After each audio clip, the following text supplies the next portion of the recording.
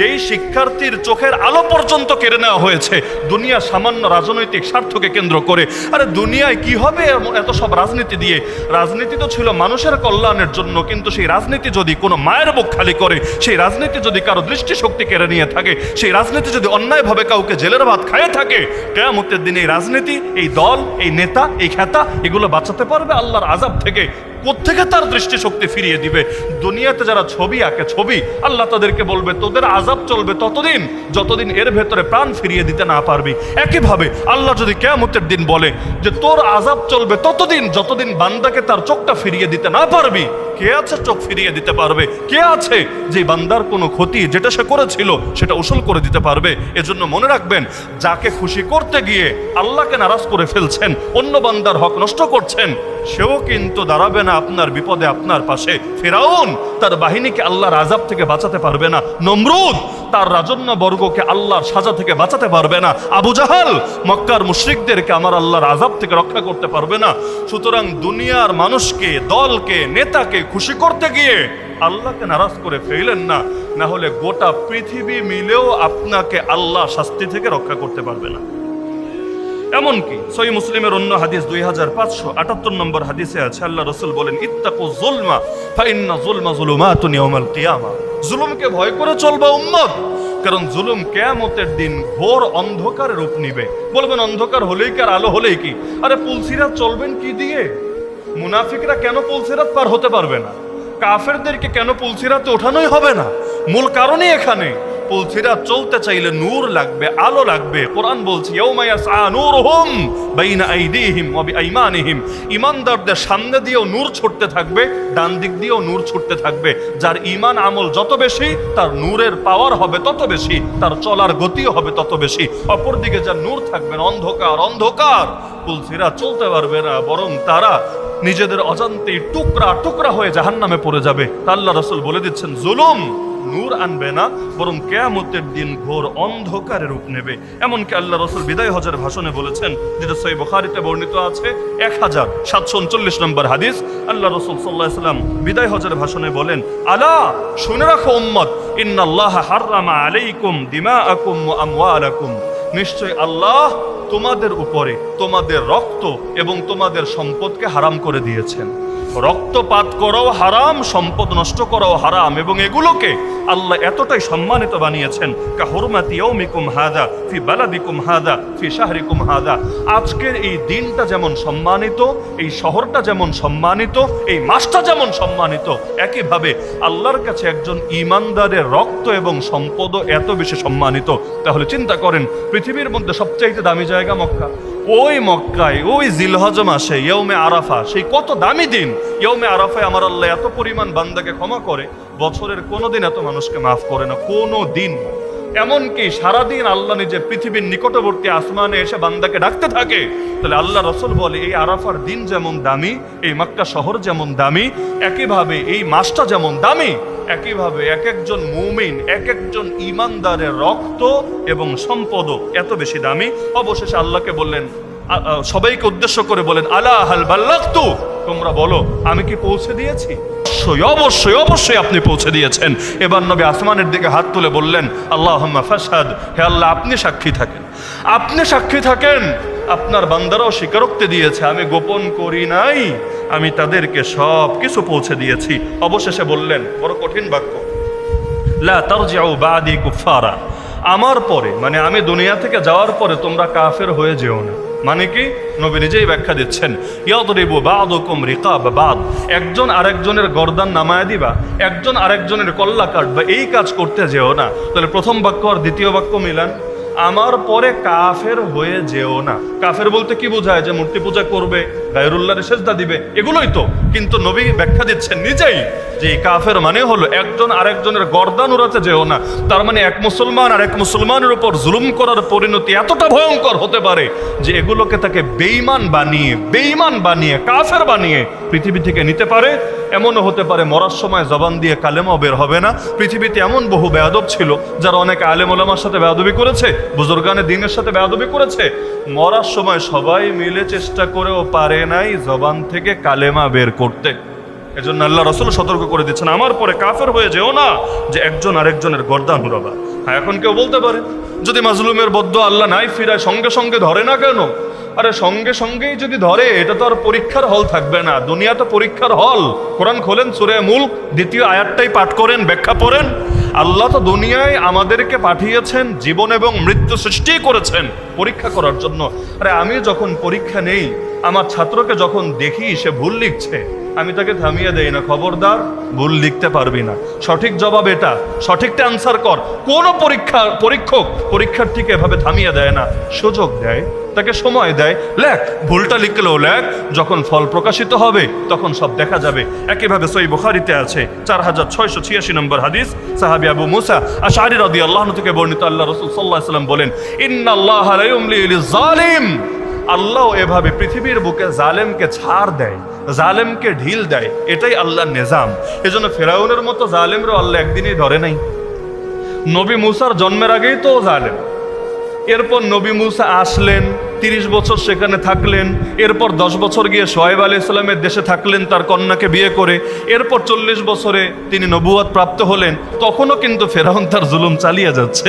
এমনকি কোনো দুর্বল ইতিহাসে পাওয়া যায় এই দীর্ঘ সময়ে ফেরাউনের জ্বর সর্দি কাশিও হয়নি। আল্লাহ কি পরিমাণ ছাড় এবং ঢিল তাকে দিয়েছে। আমি ছোটবেলায় চিন্তা করতাম এই শয়তানগুলো মরে না কেন? ভালো মানুষ তাড়াতাড়ি মরে যায় কিভাবে যেন, খুব তাড়াতাড়ি পৃথিবী থেকে চলে যায়, কিন্তু শয়তানগুলোরে এত বদদুয়া দেয় পাবলিকে, তো মরে না, তো মরেই না, তো মরেই না, এই কই মাছের মতো যান। এগুলোর কাহিনীটা কি? পরবর্তীতে হাদিস পড়ার পর বুঝলাম, সুবহানাল্লাহ, এটা তো আমার আল্লাহরই নিজাম, আল্লাহ সিস্টেমই এটা। আল্লাহ জালেমকে এভাবে ঢিল দিয়ে রাখে, দিতে দিতে দিতে কোরআনে আল্লাহ স্পষ্ট জানিয়েছেন, যখন তারা সম্পূর্ণ নির্ভয় হয়ে যায়, আর মনে হয় কেউ ধরবে না, আর মনে হয় কেউ থামাবে না, এরকম লাগামহীন যখন হয়ে যায়, সেই সময়ে আমার আল্লাহ বড় কঠিনভাবে তাদেরকে পাকড়াও করেন। ফাতাহনা আলাইহিম আবওয়াবা কুল্লি শাই হাত্তা ইযা ফারিহু বিমা উতু আখাযনাহুম বাগতা ফাইযা হুম মুবলিসুন। আল্লাহ বলে এভাবে যখন তারা একদম নির্ভয় হয়ে যায়, ওই সময় আমি আল্লাহ আচমকা হুট করে হঠাৎ করে তাদেরকে পাকড়াও করে বসি। আল্লাহর পাকড়াও কত হঠাৎ করে হয় দেখেন না, লাঞ্চ রেডি থাকলেও খাওয়ার টাইম থাকে না। দুপুরের খাবার খেতে ভাই কয় মিনিট লাগে, কিন্তু লাঞ্চ রেডি, খাওয়ার টাইমটা পর্যন্ত পায় না। ইতিহাসে এমন নজির একটা দুটো না, হাজার হাজার আছে যে আল্লাহ এমন হুট করে পাকড়াও করেছে, পাবলিক পর্যন্ত ভাবতে পারে নাই, গবেষকরা পর্যন্ত বুঝতে পারে নাই, বিজ্ঞানীদের পর্যন্ত, ফিলোসফি নিয়ে যারা গবেষণা করে সারাদিন রাত, ওদেরও মাথায় কল্পনা আসে নাই এত হুট করে এত তাড়াতাড়ি হতে পারে। কিন্তু আমার আল্লাহ যা চান, কুন, জাস্ট বলেন হও, ফায়াকুন, সঙ্গে সঙ্গে হয়ে যায়। পৃথিবীর কেউ সেটাকে ঠেকিয়ে রাখতে পারে না। তা আল্লাহ রসুল বললেন যে আল্লাহ জালেমকে ঢিল দিয়ে রাখেন, এরপর যখন চূড়ান্তভাবে ধরেন তখন আর মোটেও ছাড়েন না।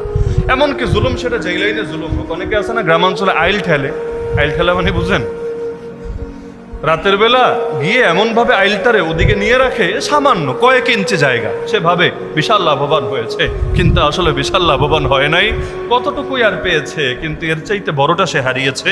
সহিহ বুখারী এবং মুসলিম উভয় কিতাবে বর্ণিত আছে, আল্লাহ রাসূল সাল্লাল্লাহু আলাইহি ওয়াসাল্লাম বলেন, আম্মা জান আয়েশা রাদিয়াল্লাহু আনহা থেকে বর্ণিত, মান যালামা কিদা শিবরিন মিনাল আরদ, কেউ যদি 1 বিঘত পরিমাণ জমিও জুলুম করে, অন্যায়ভাবে আরেকজনের থেকে আত্মসাৎ করে, দখল করে, তুওয়িকাহু ফি 70 আরাদিন ইয়াউমাল কিয়ামা, কিয়ামতের দিন 7 তবকা জমিন, 7 স্তরের জমিন তার গলার মধ্যে তাবিজের মতো লটকায় দেওয়া হবে। গলার মধ্যে 10 কেজি লটকায় দেখেন না কি মজা লাগে, 50 কেজি লাগায় দেখেন কেমন ফিল হয়।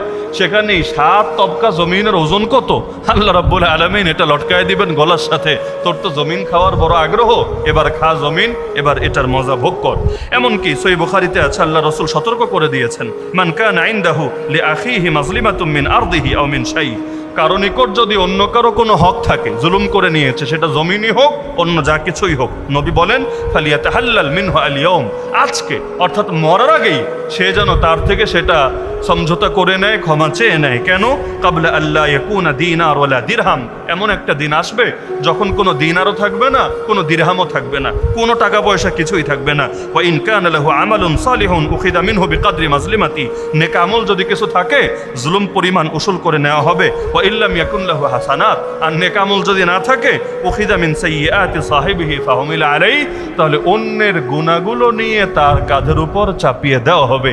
এজন্য সামান্য জুলুমের ব্যাপারেও সতর্ক থাকবে। ওই যে অনেকে দেখবেন 1 টাকা 2 টাকার জুলুম করে, বেশি কিছু না, সামান্য জুলুম। রাস্তা দিয়ে হেঁটে যাচ্ছে, ফলওয়ালা ফল বেচছে, আর কেনার নিয়ত নাই, কিন্তু 2টা নিয়ে মুখে দিয়েছে, 2টাই তো, একটাই, খেলেই কি আর না খেলেই কি, এমন লস হয়েছে।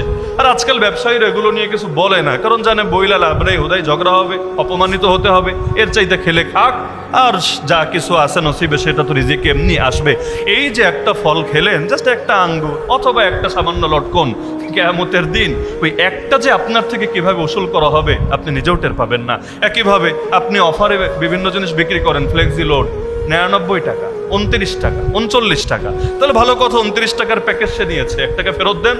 ফেরত যদি দিতে না পারেন তাহলে অন্তত তার থেকে ক্ষমা চেয়ে নেন, অথবা তাকে ভিন্ন বিকল্প দেন। 1 টাকার কয়েন না থাকতে পারে, কিন্তু চকলেট বা অন্য কিছু তো দোকানে থাকে, এগুলো দিয়ে তাকে খুশি করে নেন।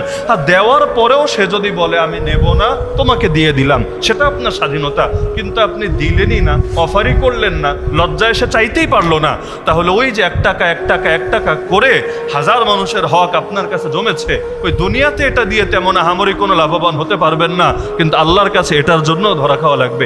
বিকাশ যারা ব্যবহার করেন, সুদ তো অনেকেই বন্ধ করেন নাই, সুদ এটা ম্যানুয়ালি বন্ধ করতে হয়, আর কিছু না পারলেও অন্তত কাস্টমার কেয়ারে কল করে ওদের থেকে পরামর্শ নিয়ে বন্ধ করতে পারবেন। যদি না করেন, বিকাশে তো আর মানুষ টাকা ফেলে রাখে না, দেখবেন আপনার 6 মাস পর সুদ এসেছে 8 আনা 4 আনা অথবা 1 টাকা 1.5 টাকা, এটা দিয়ে কিছুই হবে না, কোনো কাজই করতে পারবেন না। কিন্তু এই যে একটু একটু একটু একটু সুদ খেলেন, কিয়ামতের দিন এইটার আযাবও কিন্তু সহ্য করতে পারবেন না। এজন্য আল্লাহর হস্তে ছোট ছোট বিষয়গুলোতেও সতর্ক থাকবেন। মানুষ যখন হাঁটে, বড় পাথরে সাধারণত আঘাত লাগে না, বিশাল বড় পাথর পড়ে আছে, এটা চোখে পড়ে, এটাতে মানুষ আছাড় খায় না, আছাড় খায় কোনগুলায়? ওই ছোট ছোট ছোট ছোট। এজন্য মনে রাখবেন, বড় পাপ তো ভাই অনেক কিছু এমন যেটা আপনি নিজেও করেন। এখানে আমার সামনে যারা আছেন, খেয়াল করলে দেখবেন প্রায় প্রত্যেকেই বড় বড় পাপ যেগুলো আছে, অনেকগুলোতে আপনি জড়ান না লজ্জার কারণে, বা এগুলোর প্রতি ঘৃণা আছে আপনার অন্তরে। কিন্তু ওই যে ছোট ছোট পাপ, এই যেগুলোর পাপই মনে করেন না, যেগুলোর থেকে তওবাই করেন না, এগুলোই জমতে জমতে আপনারে আসার খাইয়ে দিতে পারে, এমনকি কিয়ামতের দিন পুলসিরাত থেকে কেটে টুকরা হয়ে জাহান্নামে পড়ে যাওয়ার কারণ হয়ে যেতে পারে। এজন্য আল্লাহ রাসূল বলেন, মান ইকতাতা হাক্কা আমরিন মুসলিমিন বিয়ামিনিহি ফাকাদ আওজাবাল্লাহু লাহুন নার। কেউ যদি তার ডান হাত দিয়ে আরেকজন মুসলমানের হক নষ্ট করে, আল্লাহ তার জন্য জাহান্নামকে অপরিহার্য করে দেন, ওয়া হাররামা আলাইহিল জান্নাহ, এবং জান্নাতকে হারাম করে দেন। ফাকাল রাজুলুন ওয়া ইন কানা শাইআন ইয়াসীরা। এক লোক বলল, আচ্ছা বিষয়টা যদি সামান্য হয়, একদম সামান্য, তবুও কি আল্লাহ জাহান্নাম ওয়াজিব করে দিবেন, জান্নাত হারাম করে দিবেন? নবী বললেন, ওয়া ইন কানা কাযীবান মিন আরাক, যদি সেটা পিলু গাছের একটা ডালও হয়, মানে মেসওয়াক বানায় যেই গাছগুলো দিয়ে, ওই আরব দেশ থেকে যে মেসওয়াকগুলো আসে ওইটা যেই গাছ থেকে হয়, ওই একটা গাছের ডালও যদি একজন আরেকজনের অন্যায়ভাবে আত্মসাৎ করে, নবী বলেন তবু আল্লাহ তার জন্য জান্নাত হারাম করে দিবেন, জাহান্নামকে অপরিহার্য করে দিবেন। সহিহ মুসলিম হাদিস নম্বর 1137। এমনকি মুসনাদে আহমদের মধ্যে বর্ণিত আছে, আল্লাহ রসুল আমাদেরকে আশ্রয় চাইতে বলেছেন আল্লাহর কাছে। তার মানে দোয়া যখন করেন, এই দোয়াটাও করবেন আল্লাহর কাছে। নবী বলেন, তাআওয়াযু বিল্লাহি মিনাল ফাকরি ওয়াল কিল্লাতি ওয়াল যিল্লাতি ওয়া আন তাজলিমা ওয়া তুজলামা। 5টা কথা তোমরা আল্লাহর কাছে আশ্রয় চাও। কিসের থেকে? 1 নম্বরে দারিদ্র থেকে, অভাব থেকে, আল্লাহর কাছে অভাব থেকে আশ্রয় চাও। 2 নম্বরে আল্লাহর কাছে পৃথিবীর বুকে স্বল্পতা, সেটা নেয়ামতের স্বল্পতা অথবা যা কিছু হোক, এই স্বল্পতা থেকে আল্লাহর কাছে আশ্রয় চাও। 3 নম্বর অপমান এবং লাঞ্ছনা থেকে আল্লাহর কাছে আশ্রয় চাও, আল্লাহ যাতে লাঞ্ছিত না করে, অপমানিত না করে, দুনিয়াতেও না আখিরাতেও না। 4 নম্বর মানুষের উপর জুলুম করা থেকে, অর্থাৎ জালেম হওয়া থেকে আশ্রয় চাও। 5 নম্বর মাজলুম হওয়া থেকেও আশ্রয় চাও। এখান থেকে কিন্তু দোয়া একটা শিক্ষা আছে, জালেমও হব না, মাজলুমও হব না। এক হাদিসে আছে, নবী বলেন, মুসলমান ধোকা দেয়ও না, মুসলমান ধোকা খায়ও না। তার মানে ইমানদারের বৈশিষ্ট্য হলো ধোকা তো দিবে না, কিন্তু সব জায়গায় ধোকা খাবেন, আর বলবেন ভাই আমি খাঁটি ইমানদার, আমি খাঁটি বুজুর্গ মানুষ, এজন্য লোকে আমার ধোকা দেয় না। এটা ইমানদারের বৈশিষ্ট্য না। নবী বলেন, ইমানদার ধোকা দিবেও না, ধোকা খাবেও না। এমনকি আল্লাহ রাসূল বলেন, ইমানদার এক গর্তে 2 বার ছবল খাবে না। ভুলে যদি পা দিয়েও বসে, মাছ ধরতে গেলে অনেক সময় ওই মাছের গাতা ভেবে হাত ঢুকায় দেয়, পরে সাপের কামড় খায়। তো নবী বলেন, মুসলমান এক গর্তে 2 বার সাপের ছবল খাবে না। মানে কোনো ভুল যদি জীবনে হয়েও যায়, একবার হবে, দ্বিতীয়বার হবে না। যদিও আমাদের ভুল নিয়মিতই হতে থাকে। পাবলিক যতদিন পর্যন্ত একই ভুলের পুনরাবৃত্তি করতে থাকবে, কোরআনের আয়াত মনে রাখবেন, নিশ্চয়ই আল্লাহ কোনো জাতির অবস্থা ততদিন পরিবর্তন করবেন না যতদিন না তারা নিজেরা নিজেদের অবস্থা পরিবর্তন করে। মানুষ একবার ভাবে আমেরিকার আদর্শেই শান্তি, একবার ভাবে না। চীন রাশিয়ার আদর্শেই শান্তি, একবার ভাবে অমুক তমুকের আদর্শেই শান্তি। এখন একটা থেকে আরেকটায় যায়, ওটা থেকে আবার আরেকটায় যায়, ওটা থেকে আবার আরেকটায় যায়। লাস্টে গিয়ে আফসোস করে, হায় আল্লাহ, শান্তিটা কোথায়? অথচ শান্তি হলো শান্তির মালিকের কাছে, শান্তি হলো শান্তির মালিকের কাছে। তার দেখানো পথে যদি বান্দা চলতো, একই ভুল বারবার না করতো, তাহলে শুধু আখিরাত না, দুনিয়ার বুকেও সে শান্তি পেয়ে যেত। কারণ আল্লাহ দোয়া শিখিয়েছেন, রব্বানা আতিনা ফিদ দুনিয়া হাসানাতাও ওয়া ফিল আখিরাতি হাসানা ওয়া কিনা আযাবান নার। এজন্য প্রখ্যাত ইমাম সুফিয়ান বিন ওয়াইনা রাহমাতুল্লাহি আলাইহি বলেন, আমি জাবুর পড়েছি, ওই জাবুরের প্রথম বাক্যই ছিল, প্রথম বাণী ছিল এটা, আউয়ালু মা কুতিবা ফিজ জাবুর ওয়াইলুন লিজ-জালামা, ধ্বংস হোক জালেমরা, ধ্বংস হোক জালেমরা। তার মানে এই জুলুমের ব্যাপারে আল্লাহ সতর্ক করেছেন, শুধু এক কিতাবে না, অতীতে সমস্ত কিতাবের মধ্যে আল্লাহ রাব্বুল আলামিন সতর্ক করেছেন। এমনকি আল্লাহ রসুল অন্য হাদিসের মধ্যে বলেন যে, ইত্তাকি দাওয়াতাল মাজলুম ফাইন্নাহা তাসআদু ইলাস সামা কাআন্নাহা শিরার। মুস্তাদরাকে হাকিমের হাদিস, মাজলুমের বদদোয়াকে ভয় করবা, কারণ মাজলুমের বদদোয়া আসমানে যায় এমন ভাবে স্ফুলিঙ্গ, ওই যে আকাশে যখন অগ্নিস্ফুলিঙ্গ হয়, এটা যেভাবে স্পিডের সঙ্গে হয়, একইভাবে মাজলুমের বদদোয়া এভাবে স্পিডের সঙ্গে আল্লাহর কাছে পৌঁছে যায়। এজন্য ইমাম ইয়াজিদ বিন হাতেম বলেন, আমি কোনো জিনিসকে এত ভয় পাই না যতটা ভয় পাই আমার দ্বারা কোনো মানুষ মাজলুম হওয়াকে। মা হিবতু মিন শাইইন কাত্তু হাইবাতি মিন রাজুলিন যালামতুহু। কেন? তিনি বলেন, যেই লোকটার ব্যাপারে আমি জানি যে আল্লাহ ছাড়া তার কোনো সাহায্যকারী নাই, যার সাহায্যকারী দুনিয়াতে আছে তারে নিয়ে আমার ভয় কম, কিন্তু আ'লামু আন্নাহু লা নাসিরা লাহু ইল্লাল্লাহ, যার ব্যাপারে আমি জানি যে তার সাহায্যকারী একমাত্র আল্লাহ, এবং আমি তার উপর জুলুম করলে আল্লাহ নিজে প্রতিশোধ নেবেন, তিনি বলেন, এই জিনিসটাকে, এই পাপটাকে আমি এত বেশি ভয় পাই যত বেশি ভয় আমি পৃথিবীর কোনো কিছুকেই পাই না। এমনকি আল্লাহ রসুল সাল্লাল্লাহু আলাইহি সাল্লাম বলেন, ওই যে যেই কথাটা আমি শুরুতে বলেছিলাম যে কিছু পাপের সাজা আল্লাহ দুনিয়াতেই দিয়ে দেন, এটা হাদিস দ্বারাও প্রমাণিত। আল্লাহ রসুল বলেন, মা মিন যামবিন আজদারু মিন আন ইউআজ্জিল আল্লাহুল উকুবাতা লিসাহিবিহি ফিদ দুনিয়া মা মা ইয়াদখিরুহু লাহু ফিল আখিরা মিনাল বাগি ওয়া কাতিআতির রাহিম। আল্লাহ রাব্বুল আলামিন কিছু পাপ এমন যার সাজা আখেরাতে যা দিবেন পাশাপাশি দুনিয়াতেও দিয়ে দেন। এই হাদিসের মধ্যে নবী দুইটা মেনশন করেছেন, এক নম্বরে জুলুম, দুই নম্বরে আত্মীয়তার সম্পর্ক ছিন্ন করা। এজন্য আমি সবাইকে বিশেষভাবে পরামর্শ দেব, যত হাজার মুসল্লি থাকেন না কেন, সবাইকে বলবো, আজকেই নিজের বিবেককে নিজে জিজ্ঞেস করেন, কোন আত্মীয়র সাথে আপনার সম্পর্ক নষ্ট নাই তো? যদি বিবেক বলে নাই, আলহামদুলিল্লাহ। যদি বলে আছে, সতর্ক হয়ে যান। আত্মীয়তা সম্পর্ক যদি নষ্ট করেন, আপনার আয়ু কমে যাবে, এক হাদিসের ভেতরে আছে, এবং আল্লাহ রাব্বুল আলামিন পৃথিবীর বুকে আপনাকে বিভিন্ন বিপদে আক্রান্ত করবে, যেটা এই হাদিসে স্পষ্ট বর্ণিত আছে। পাশাপাশি জুলুম, সেটা জানের উপর জুলুম হোক, মালের উপর জুলুম হোক, ইজ্জতের উপর জুলুম হোক, সতর্ক হয়ে যান, না হলে আল্লাহ রাব্বুল আলামিন দুনিয়ার বুকে এর জন্য পাকড়াও করবে। জাস্ট বর্ণনা থেকে দুইটা ঘটনা শুনিয়ে আমরা আজকের আলোচনা ইতি টানবো ইনশাআল্লাহ। প্রথম ঘটনাটা ইমাম বুখারী রাহমাতুল্লাহি আলাইহি তার কিতাবের মধ্যে এনেছেন। ওমর রাদিয়াল্লাহুর যুগের কথা। এক লোক ওমর রাদিয়াল্লাহুর কাছে লোক মারফত খবর পাঠালো, চিঠি লিখে পাঠালো, যেই খবরের মূল ভাষ্য হলো, আন্না ওয়ালিকা ফিল ইরাক লা ইয়াদিল, আপনি ইরাকে যাকে গভর্নর বানিয়ে পাঠিয়েছেন সেই সাহাবী একজন জালেম, মানুষের উপর ইনসাফ করে না, মিথ্যা কথা। কিন্তু ওই যে অনেক সময় একজন আরেকজনের বিরুদ্ধে লাগায় না, ক্ষমতাধরদের কাছে গিয়ে কান ভারী করে, আরে ওই রকম ওই রকম ওই রকম, উদ্দেশ্য হলো দুনিয়ার মধ্যে কোনো ধান্দা হাসিল করবে। মিথ্যা মামলা দিয়েও তো দেশ ভরে গিয়েছে, কেন? মিথ্যাভাবে নিজের কোনো মাকসাদ সে হাসিল করবে। একইভাবে ওমরের কাছে চিঠি লিখে পাঠালো, আর জানে ওমর যদি কোনো অভিযোগ শুনে অবশ্যই কঠোর হবে, তাতে যত বড় নেতা হোক আর যত বড় প্রশাসনিক কর্মকর্তা হোক। তো লিখে পাঠালো, ইরাকে আপনার গভর্নর জুলুম করে না। তো ওমর শুনে সঙ্গে সঙ্গে উত্তেজিত হয়ে গেল। আবার ওমর ইতিপূর্বে সেই সাদ রাদিয়াল্লাহুকে যখন ইরাকে পাঠিয়েছিলেন, তাকে নসিহত করেছিলেন, আত্তাকুয়া আত্তাকুয়া, সবসময় আল্লাহকে ভয় করে চলবা, আল্লাহর বিধান মেনে চলবা। তো তিনি উত্তেজিত হয়ে গেলেন। তিনি এবার লোক মারফত খবর পাঠালেন, এবং তিনি এমন একজন লোককে দায়িত্ব দিলেন যে তুমি ইরাকে গিয়ে প্রতিটা মসজিদে মসজিদে যাবা, গিয়ে সাধারণ মানুষকে জিজ্ঞেস করবা, আসলেই সাদ ভালো না আসলেই সাদ খারাপ, এবং সাদ বিন আবি ওয়াক্কাস তিনি যে আল্লাহ রসুলের মামা, তোমরা এটার কোনো পরোয়া করবা না, সে যে হোক আর যেভাবেই হোক, কিন্তু তোমরা একদম বিস্তারিতভাবে এটা তদন্ত করবা, নিরপেক্ষ তদন্ত করবা। তো এখন তারা গিয়ে গিয়ে প্রত্যেক মসজিদে খবর নিচ্ছে, যারা জিজ্ঞেস করে সেই ভালো বলে। একটা লোকও তার ব্যাপারে কোনো খারাপ মন্তব্য করে নাই। অবশেষে একজন লোক যে মূলত চিঠি পাঠিয়েছিল ওই দলের লোক, যাকে সবাই আবু সাদ নামে চিনত। সে আবু সাদ সে এবার ওই লোকটাকে বলল, তদন্তে যে গিয়েছে, যে আসলে বলতাম না, যেহেতু তদন্ত করতে এসেছো জিজ্ঞাসা করেই বসেছো, এজন্য সত্যটা বলেই ফেলি। ওই ওমর যারা গভর্নর বানিয়েছে সেই সাহাবি সাদ, তার বৈশিষ্ট্য হলো লা ইয়াসিরু বিসারিয়া, যুদ্ধে যায় না, জিহাদে যায় না। ওয়ালা ইয়াকসিমু বিসাউইয়া, যখন কোনো কিছু ভাগ করে বন্টন করে সমতার সাথে করে না, বৈষম্য করে।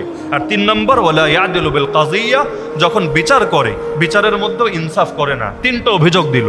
1 নম্বরে জিহাদের কাফেলা পরিচালনা করে না, 2 নম্বরে সমতার সঙ্গে বন্টন করে না, আর 3 নম্বর হলো সে বিচার যখন করে বিচারের মধ্যে ইনসাফ রক্ষা করে না। আর 4 নম্বর ওয়ালা ইয়াশহাদুস সালাহ, নামাজে আসে না। তারে আমরা নামাজ টামাজ পড়তে দেখি না। ব্যাস এই 4টা অভিযোগ তার ব্যাপারে উত্থাপন করলো। যখন সাদ বিন আবি ওয়াক্কাস রাদিয়াল্লাহু আনহু এই কথাগুলো শুনলেন, এত বেশি কষ্ট পেলেন, বিশেষ করে নামাজের অভিযোগটা নিয়ে। কারণ নামাজ নাই, জিহাদ নাই, বিচারের মধ্যে ইনসাফ নাই, আর বন্টনের মধ্যে সমতা নাই, তা আছেটা কি? তারা আছেটা কি? তিনি বড় কষ্ট পেলেন। কষ্ট পেয়ে আল্লাহর কাছে বললেন, আল্লাহুম্মা ইন কানা আবদুকা হাযা কাযিবা ওয়া কামা রিয়াআন ওয়া সুমআ আল্লাহুম্মা ফাআতিল উমরা ওয়া ফাকরাহ ওয়া আররিদহু লিল ফিতান। বড় ভয়ঙ্কর একটা বদদোয়া দিলেন যে, হে আল্লাহ, সে যদি সত্যবাদী হয় তাহলে সে যা বলেছে এর প্রতিদান দিয়ে দাও, কিন্তু যদি মিথ্যুক হয়, সে যদি মিথ্যা বলে থাকে এবং মানুষের সামনে এটা রিয়া এবং সুমাবশত করে থাকে, তাহলে আল্লাহ আমি তোমার কাছে চাই তুমি তাকে দীর্ঘ জীবন দিও, তাড়াতাড়ি মরণ দিও না, তার দীর্ঘ জীবন দিও, এবং তুমি তার দারিদ্র বাড়িয়ে দিও এবং তাকে ফিতনার মধ্যে ফেলে রেখো। তার মানে দীর্ঘ জীবন পাওয়াটাও সবসময় বান্দার জন্য নেয়ামত হয় না, কখনো এটা বড় পরীক্ষা হয়। তো তিনি বললেন দীর্ঘ জীবন, তার জীবনটারে লম্বা করে দিও, দারিদ্র বাড়িয়ে দিও, আর তার ফিতনার মধ্যে ফেলে রেখো। আল্লাহ রাব্বুল আলামিন এই বিখ্যাত সাহাবীর দোয়া এমনভাবে কবুল করলেন, ওই লোক যার ব্যাপারে বদদোয়া দিয়েছেন 100 বছর ক্রস করেছে, এত লম্বা হায়াত পেয়েছে, কিন্তু তার বৈশিষ্ট্য হয়ে গিয়েছিল এটা, এই বুড়া বয়সে এসেও লম্পটতা ছাড়তে পারতো না। রাস্তাঘাটে চিপায় চাপায় যেখানে নারী পেত সেই নারীর গায়ে হাত দিত, তাদেরকে উত্ত্যক্ত করতো, ইফটিজিং করতো, তাদেরকে যৌন নিপীড়ন করতো। এমনকি একটা পর্যায়ে তার অবস্থা এমন হলো, লোকে গিয়ে তাকে বলতো আনতা শাইখুন কাবীর, আরে আপনি একজন অশীতিপর বৃদ্ধ, এই বয়সেও আপনি এভাবে নারীদের সঙ্গে এই সমস্ত লম্পটতা আপনি দেখাচ্ছেন। তখন সে বলতো, আরে শাইখুন কাবীরুন মাফতুন আসাবাতনি দাওয়াতু সাদ। বুঝতো, সে বলতো, আরে যদিও আমি বুড়া, কিন্তু আমি ফিতনায় আক্রান্ত এক ব্যক্তি, সাদের বদদোয়া আমাকে পেয়ে বসেছে, আমি ছাড়তে চাইলেও ছাড়তে পারি না, বহুবার চেষ্টা করেছি, অন্তত বুড়াকালে আমি এগুলো করব না, লজ্জিত হব না আমার নাতির বয়সী পুতির বয়সী মানুষের সামনে, কিন্তু দেখো আমি ছাড়তে পারি না। অবশেষে এমন হলো, আব্দুল মালিক বিন উমাইর বলেন, আমি দেখলাম তার চোখের উপরের এই যে অংশটা, এটা পড়তে পড়তে ঝুলতে ঝুলতে চোখ পর্যন্ত ঢেকে গেল, কিন্তু ওই বয়সে গিয়েও সে এটা উঠিয়ে পর্যন্ত নারীদের দিকে কুদৃষ্টি দিত এবং তাদের সঙ্গে আকাম কুকাম করার চেষ্টা করত, আর সমাজের মধ্যে সারা জীবন লজ্জিত, লাঞ্ছিত, অপমানিত হতো। এজন্য মনে রাখবেন, আল্লাহ যদি কাউকে অপমানিত করেন, আগেও আমরা একদিন আলোচনা করেছিলাম, তাহলে সাধারণত এটা দুইটা যে কোনো একটা কারণে হতে পারে। এক হলো গোপন পাপের কারণে, আর এক হলো মাজলুমের বদদোয়া যদি থাকে আপনার উপরে, মাজলুমের বদদোয়া, অথবা আলেম, বাবা মা, শিক্ষক, যে কারোর সাথে বেয়াদবি, তাহলে আপনার জন্য এটা বিশাল বড় ক্ষতির কারণ হতে পারে। হ্যাঁ, বেয়াদবি আবার কোনটাকে বলে এটা স্পষ্ট রাখা দরকার। না হলে ইব্রাহিম আলাইহিস সালামকে আজরের সাথে বেয়াদবি করেছিলেন? ইব্রাহিমের বাপ তাকে যে মূর্তি পূজা করতে বলেছিল, তিনি যে রাজি হন না, এটা কি বেয়াদবি ছিল? না, হকের উপর প্রতিষ্ঠিত থাকাকে বেয়াদবি বলে না।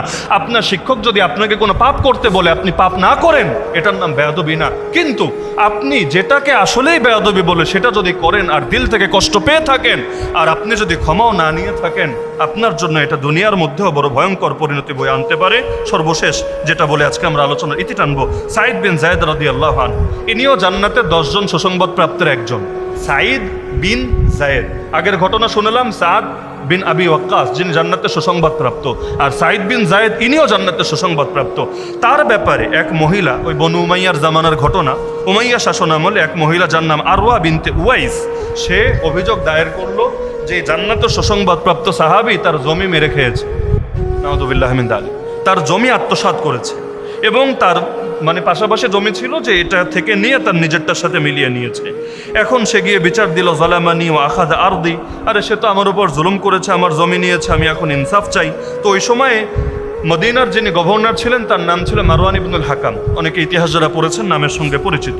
তো মারওয়ান ইবনুল হাকাম তাকে ডেকে আনালো, তো এই বয়সে এসে আল্লাহ রসুলের এত বিখ্যাত সাহাবী জান্নাতে সুসংবাদ প্রাপ্ত, এই অভিযোগটা তার কাছে বড় কষ্টের বিষয় হয়ে দাঁড়ালো। তিনি বললেন, দেখো আমি কিভাবে জুলুম করতে পারি, যেখানে আমি নিজে ডাইরেক্ট আল্লাহ নবীর জবান থেকে আমার কান দিয়ে শুনতে পেরেছি, নবী বলেছেন কেউ যদি কারো 1 বিঘত পরিমাণও জমি জুলুম করে নেয়, কিয়ামতের দিন 7 তবকা জমিন আল্লাহ তার গলার মধ্যে ঝুলিয়ে দিবে। এটা শোনার পরে আমি কিভাবে জুলুম করতে পারি বলো?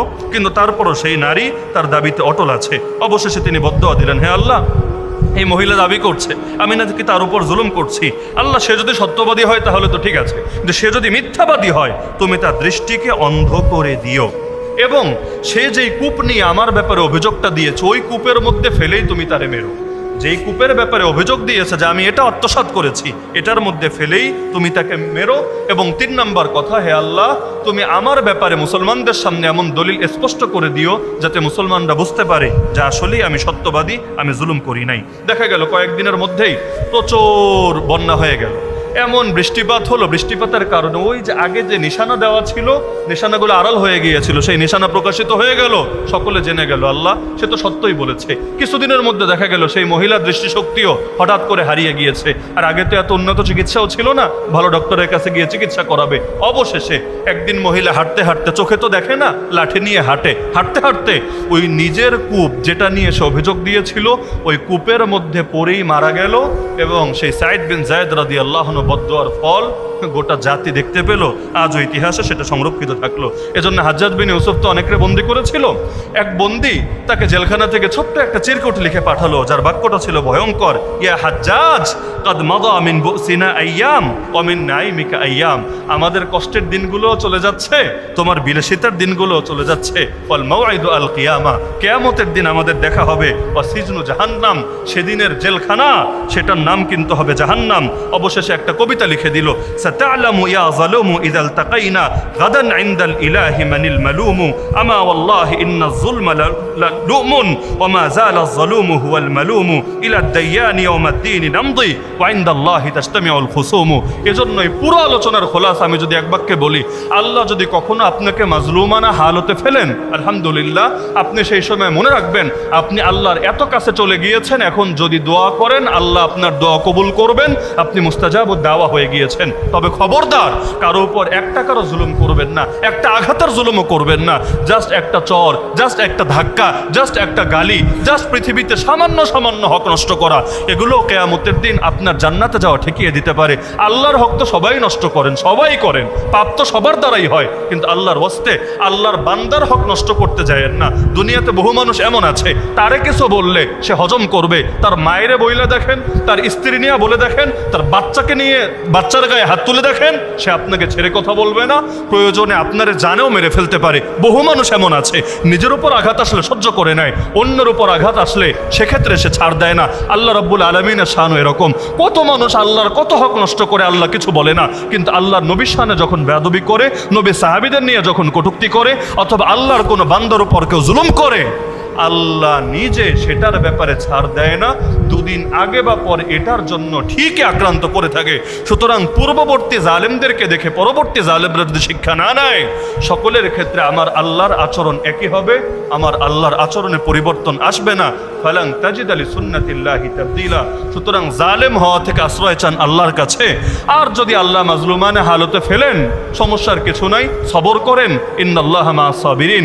কিন্তু নিজে মাজলুম হয়েও কোনোদিন অন্যের উপর জালেম হতে যায়েন না, না হলে দুনিয়াতে কেউ বিচার করুক বা না করুক, আল্লাহর বিচার থেকে কেউ রক্ষা পাবেন না। আল্লাহ আমাদের সবাইকে তৌফিক দান করুন, আমিন। ওয়া আখিরু দাওয়ানা আনিল হামদুলিল্লাহি রাব্বিল আলামিন।